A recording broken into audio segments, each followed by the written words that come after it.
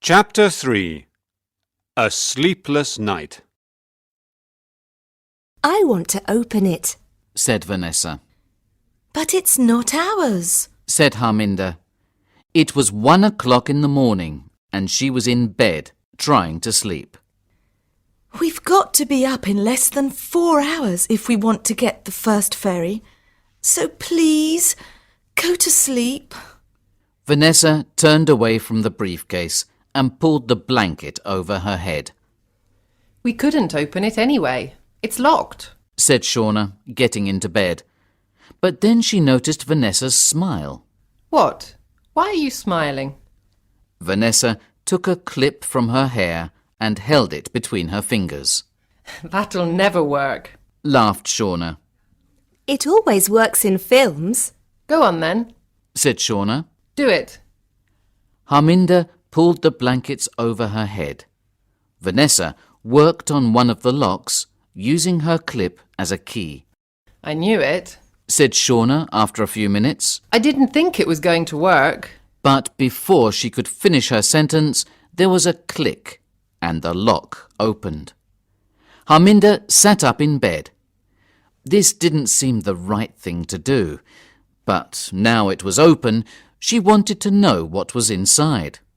Vanessa soon opened the other lock. Slowly, she opened the briefcase. Her eyes became big and round when she saw what was inside. Harminder watched their shocked faces. What's in it? Show me! Vanessa turned the case towards her. The briefcase was full of money. After a few moments, Harminder said, There are hundreds of thousands of euros here. She laughed nervously. I've never seen so much money. There's only one thing we can do now. What are you doing? Vanessa said when she saw Harminder with her mobile phone in her hand. I'm going to phone the police. You can't do that. Do you realise what a difference this money could make to our lives? But it's not ours. We don't know whose it is. There's no label, no name. Tell her, Shauna.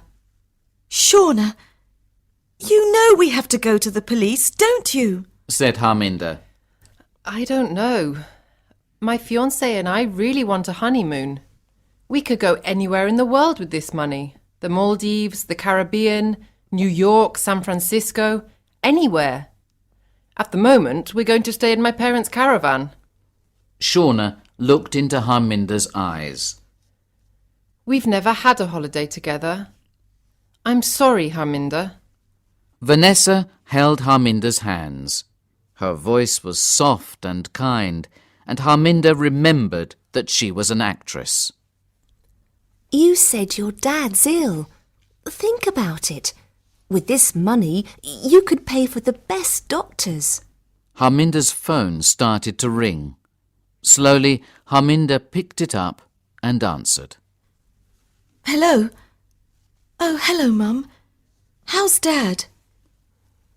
When the phone call finished, 10 minutes later, her cheeks were wet with tears. What is it, Harminder? Asked Shauna. My dad, he's got worse. They're not sure if he will survive. Vanessa closed the briefcase. Well then, you need to get there quickly. If we go to the police now, they'll ask us questions for hours. OK. Said Harminder quietly. Maybe not until tomorrow. Continued Vanessa. I said OK. We won't go to the police now, but when we get to London, after I've seen my dad, then we'll go. Do you all agree? Shauna nodded reluctantly, but Vanessa only said, Let's get a few hours' sleep now. We don't want to miss the next ferry. This time they arrived early and waited in the car. It wasn't snowing, but it was cold, and everything looked very dark. When they started to drive onto the ferry, Harminder saw the face of the driver of the car behind her. That's strange, She thought.